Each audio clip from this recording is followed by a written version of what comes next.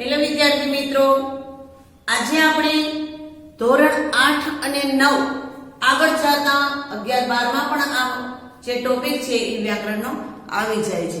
એટલે આપણે આજે આ ટોપિક ઉપર ખાસ ધ્યાન દેશું, બરાબર ને? આજે આ વ્યાકરણનો જે ટોપિક છે તે છે રચનાની દ્રષ્ટિએ વાક્યના પ્રકારો.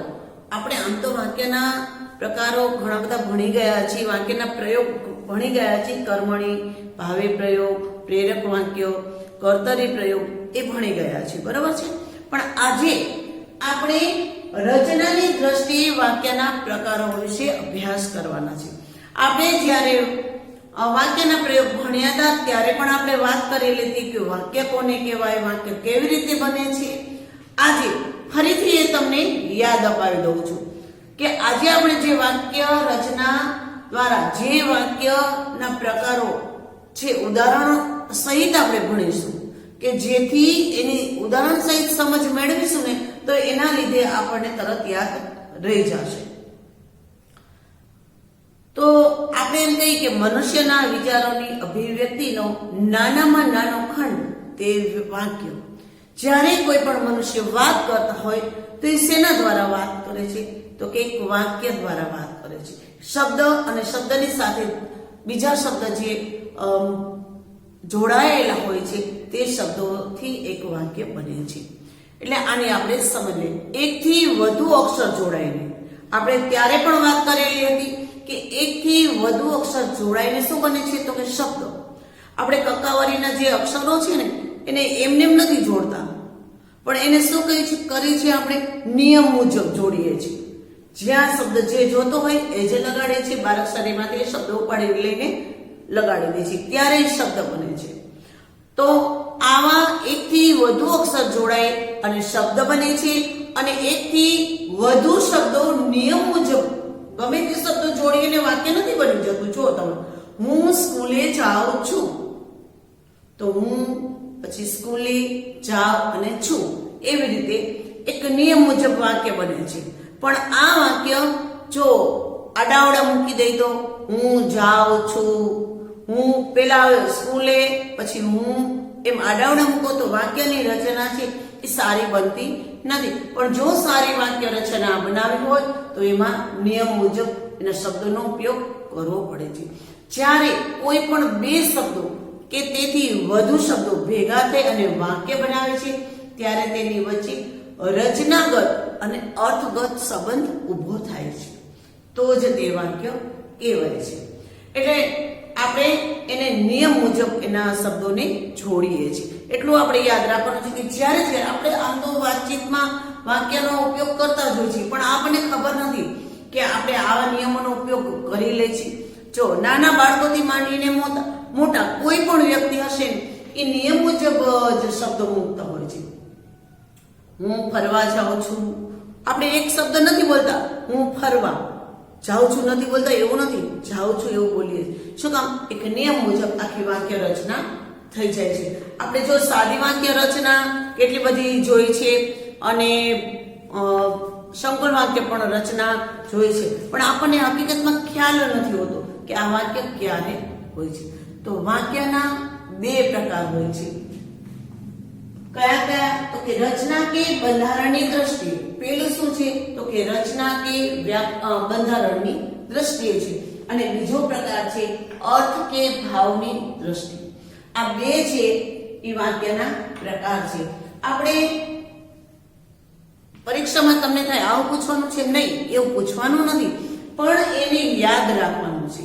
કોઈ આપણને કહે કે વાક્ય ભાઈ કેવી રીતે બનતા હશે, એટલે તરત આપણે કહીએ કે એ એક એક અક્ષરોને જોડી અને શબ્દ બને છે, અને શબ્દોને નિયમ મુજબ જોડી અને વાક્ય બને છે. આપણે તરત કહી શકીએ. અને વાક્યના બે પ્રકાર છે.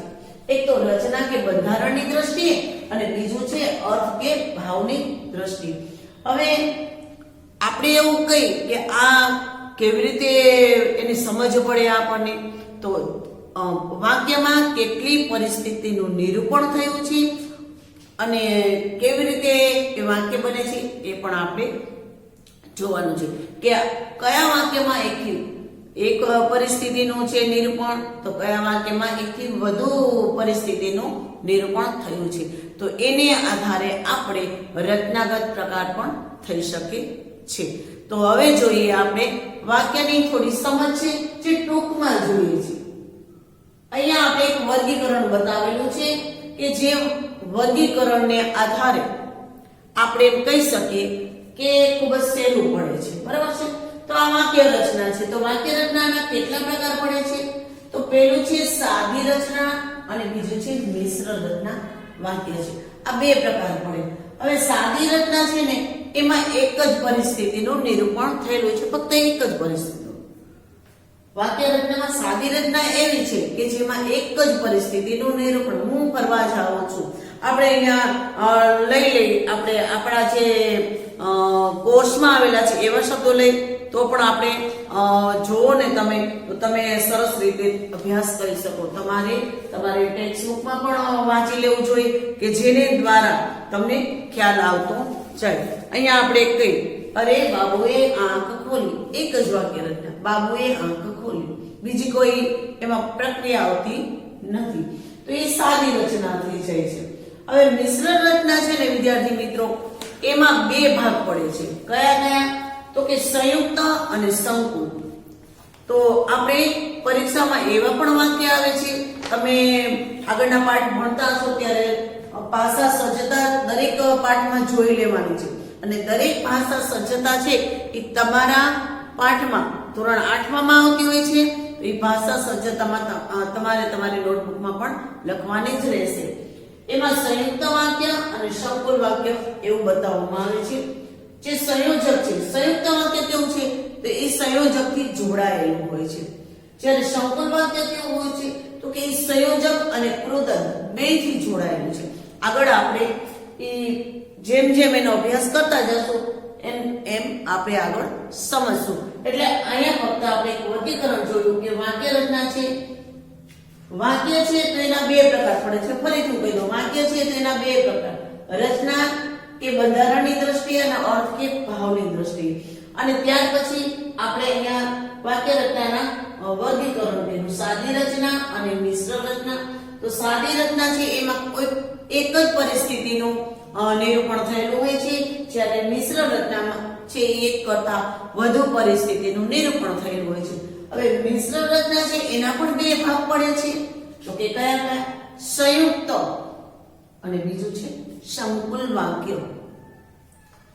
હવે સંયુક્ત છે એ સંયોજકથી જોડાયેલા વાક્ય બને છે, જ્યારે સંકુલ વાક્ય એવા છે કે સંયોજક અને કૃદંતથી જોડાઈને બને છે. હું ફરીથી બોલી છું, બરોબર છે? તો તમે પણ આ યાદ રાખી લેજો. હવે આમાંથી વાક્ય રચનાનો જે પહેલો પ્રકાર છે એના વિશે આપણે થોડીક સમજ મેળવી લઈએ કે સાદી રચના એટલે શું. મેં હમણાં તમને કીધું કે સાદી રચના એટલે સાવ સહેલું કે સાદી રચના કે જ્યારે વાક્યમાં એક જ પરિસ્થિતિનું નિરૂપણ થયું હોય, એટલે એક જ પરિસ્થિતિ હોય ત્યારે તેને સાદી વાક્ય રચના કહેવાય છે. યાદ રહે જ જશે. સાદી રચના કોને કહેવાય? તો કે જેમાં એક જ પરિસ્થિતિનું નિરૂપણ થયેલું હોય છે. હવે એને આધારે જે મિશ્ર વાક્ય રચના, મિશ્ર એટલે ખબર પડી જાય કે જેમાં બધું નાખીને ભેળસેળ બનાવી નાખ્યું, વાક્ય બનાવી નાખ્યું એવી રીતે. તો કે એક કરતા વધારે એમાં પરિસ્થિતિ જોડાય એટલે. તો કે મિશ્ર વાક્ય, જ્યારે વાક્ય એકથી વધુ પરિસ્થિતિનું, વાક્યમાં શું થાય? એકથી વધુ પરિસ્થિતિનું નિરૂપણ થયું હોય ત્યારે તેને મિશ્ર વાક્ય રચના કહેવાય છે. મિશ્ર વાક્ય રચનાના પણ બે પ્રકાર પડે છે, સંયુક્ત વાક્ય અને સંકુલ વાક્ય. સંયુક્ત વાક્યમાં શું થાય છે? તો કે એકથી વધુ પરિસ્થિતિનું નિરૂપણ થયેલું હોય છે. શું કહું? એક મિશ્ર વાક્ય રચનાનો પ્રકાર આવી જાય છે. એટલે એમાં એકથી વધુ પરિસ્થિતિ અને બંનેનું સરખું જ મહત્વ હોય. બે પરિસ્થિતિ હોય કે વધારે તો એનું સરખું જ મહત્વ હોય છે. કારણ કે અને એને જોડનારા સંયોજકો કેવા હોય? સંયોજક છે અને કે, અને અથવા તો કે પણ હોય એવા સંયોજકથી આ જોડાયેલું હોય તેને આપણે સંયુક્ત વાક્ય કહીશું. તો સંકુલ વાક્ય કોને કહેવાય? એમાં પણ એવું, એ પણ મિશ્ર વાક્યનો જ પ્રકાર છે. એટલે એમાં પણ એવું જ છે વિદ્યાર્થી મિત્રો, એકથી વધુ પરિસ્થિતિનું નિરૂપણ થયેલું હોય છે અને કેટલીક વાર તે સંયોજકથી અને કેટલીક વાર તે કૃદંતથી પણ જોડાયેલી હોય છે. તો આવા સંયોજકો છે એ સંયોજકથી જોડાયેલા હોય છે. તો વિદ્યાર્થી મિત્રો આપણે એવી વાત કરી, બરાબર છે. તમે જુઓ, હવે આપણે વાત કરી કે મિશ્ર વાક્ય રચના. તો મિશ્ર વાક્ય રચનાના બે પ્રકારની વાત કરી. તો સંયુક્ત વાક્ય રચના, તો સંયુક્ત વાક્ય રચનાની વાત કરી કે બેને સરખું મહત્વ ધરાવે છે, એકથી વધુ પરિસ્થિતિ હોય. સંકુલ વાક્યમાં પણ એવું જ છે કે સંકુલ એકથી વધુ પરિસ્થિતિનું નિરૂપણ થયું હોય અને આ પરિસ્થિતિ કેટલી વાર સંયોજક દ્વારા તો કેટલીક વાર શેના દ્વારા? કૃદંત દ્વારા જોડાયેલી છે. આપણે આવી વાત કરી છે. તો હવે આપણે આને ઉદાહરણથી સમજવાનું છે. તો ઉદાહરણથી સમજવા માટે તો હવે સાદી વાક્ય રચનાના આપણે ઉદાહરણ જોઈએ. તમારા પાઠ્યપુસ્તકમાં પણ એ આપેલા જ છે, તમે તમારા પાઠ્યપુસ્તકમાં પણ જોઈ શકો છો. પણ એનો વધુ આપણે સમજ મેળવવી હોય તો આ ઉદાહરણો પરથી આપણે એને કહી શકીએ કે સાદી વાક્ય રચના કેવી હોય. હું ફરવા જાઉં છું એટલું જ હોય છે? તો કે ના, એમાં પ્રશ્નાર્થ વાક્ય હોઈ શકે, આજ્ઞાર્થ વાક્ય હોઈ શકે. સાદી વાક્ય રચનામાં કોઈ પણ કાળ હોઈ શકે, કોઈ પણ પરિસ્થિતિનો કે કોઈ પણ પ્રકારનો એક ઉપયોગ થઈ શકે. કર્તરી છે, કર્મણી છે, કોઈ પણ ભવિષ્યકાળ છે, ભૂતકાળ છે, કોઈ પણ એક પરિસ્થિતિનો ઉલ્લેખ થઈ શકે. તો અહીંયા આપણે પહેલા એ જોઈ લઈએ કે સાદી વાક્ય રચનાના ઉદાહરણો કેવા હોય. આટલા જે ઉદાહરણો આપું છું, બાકીના ઉદાહરણો તમને હોમવર્કમાં પણ આપવાની છું. આજે સૌ મંદિરે ગયા, જો સાદું વાક્ય છે. આજે હું ફરવા ગયો, આજે હું મંદિરે ગયો, આજે હું સ્કૂલે ગયો. આજે છે એ સાદા વાક્ય છે. સાદા વાક્ય રચનામાં કેવું હોય તો કે એક જ પરિસ્થિતિનું નિરૂપણ થયેલું હોય છે. હવે જો બીજું આપણે ઉદાહરણ જોઈએ. હવેથી કદી આ ન કરો. કઈ પણ કામ હોય આપણે સંકલ્પ કરીએ છીએ તો હવેથી આ નહીં કરું. તો એ સાદું વાક્ય થઈ ગયું છે. મને એમ કે બાળકને કોણ કલેશ કરાવે? મને એમ કે બાળકને કોણ કલેશ કરાવે? જો અહીંયા પ્રશ્નાર્થ ચિહ્ન છે, જોયું તમે? તો આવા સાદા વાક્ય રચનામાં પ્રશ્નાર્થ વાક્ય પણ હોઈ શકે છે, વિધિ વાક્ય પણ હોઈ શકે છે. નિશા બજારમાં થઈ અને શાક લઈ આવજે. નિશા જે એક વાક્ય છે, સાદું જ વાક્ય છે, પણ એ શું કરે છે? આજ્ઞા આપે છે કે નિશા બજારમાં જઈને શાક લઈ આવજે. આજ્ઞા આપે છે. સ્કૂલમાં હોય તો વિદ્યાર્થીને ચાલતું વાંચ જોઈ, તારું હોમવર્ક બતાવ જોઈ, આ બધું છે એ આજ્ઞાર્થ જ છે. તો આવા વાક્ય છે એને પણ આપણે સાદું વાક્ય કહી શકીએ છીએ. શિક્ષક છે વિદ્યાર્થીને કે તું લેસન કરી લાવ્યો છો, લાવ બતાવ જોઈ. તો બતાવ જોઈ એક આજ્ઞા કરી છે. જ્યાં પેલી વસ્તુ ત્યાં મૂક્યા, એક આજ્ઞા છે. તો આવા આજ્ઞાર્થ વાક્ય છે એ પણ સાદી વાક્ય રચનાના ઉદાહરણ હોઈ શકે છે. આજે નવરાત્રી છે, આ વિધાન વાક્ય છે, સાવ સિમ્પલ વિધાન વાક્ય છે, સાદું વાક્ય છે, બરાબર. આજે નવરાત્રી છે, આજે આમ છે, આજે કોઈ પણ કામ મેં કર્યું છે. તો એ પરિસ્થિતિ કોઈ પણ એક પરિસ્થિતિનું નિરૂપણ થયું હોય છે. આમાં આ વિધાન વાક્ય છે. ગાંધીજીએ વલ્લભભાઈને રીતસરનું સરદારનું બિરુદ આપ્યું હતું.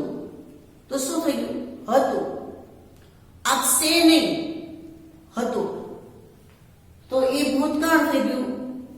તો અહીંયા ભૂતકાળ, ભવિષ્યકાળ કે વર્તમાન કાળ દરેકનો આમાં ઉપયોગ કરી શકાય છે. એટલે વિદ્યાર્થી મિત્રો તમે જોઈ શકો છો કે સાદું વાક્ય હંમેશા એક ક્રિયાપદ કે ઉદ્દેશ્ય કે વિધેય એક હોય છે. એટલે કોઈ પણ એક પરિસ્થિતિનું જ્યારે નિરૂપણ થયેલું હોય છે ત્યારે તેને સાદી વાક્ય રચના કહેવાય છે. તો આપણે સાદી વાક્ય રચનામાં કોઈ પણ પરિસ્થિતિ હોય, કોઈ પણ કાળ હોય, કોઈ પણ કાળ, વર્તમાન કાળ, ભવિષ્યકાળ કે ભૂતકાળ હોય, ક્રિયા હોય કે પ્રક્રિયા હોય, અને કર્તાની પ્રયોગ કર્યો હોય કે કર્મણી પ્રયોગ કર્યો હોય, સકર્મક કે અકર્મક પણ પ્રયોગ હોય, તો આવી પરિસ્થિતિનું કોઈ એક પરિસ્થિતિનું જ્યારે આલેખન થયું હોય ત્યારે તેને આપણે શું કહેશું? તો કે સાદી વાક્ય રચના કહેશું. અહીંયા આપણે સાદી વાક્ય રચનાના 6 ઉદાહરણ આપેલા છે.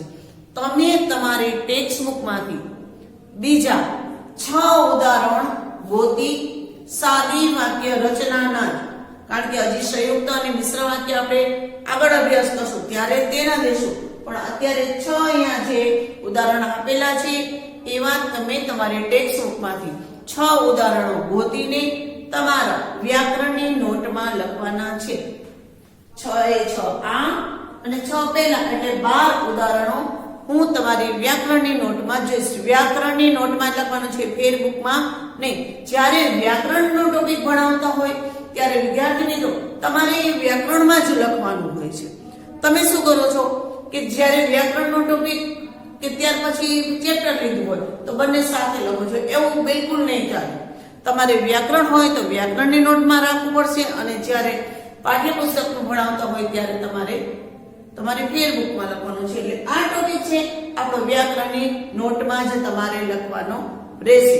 તો તમે આજે આપણે શું ભણ્યા છે એની તમારે ફરીથી એકવાર વિડીયો જોઈ લેવાનો, કારણ કે આ જે ટોપિક છે મેં પહેલા જ તમને કીધું કે 12મા ધોરણ સુધી તમારે આવવાનો છે.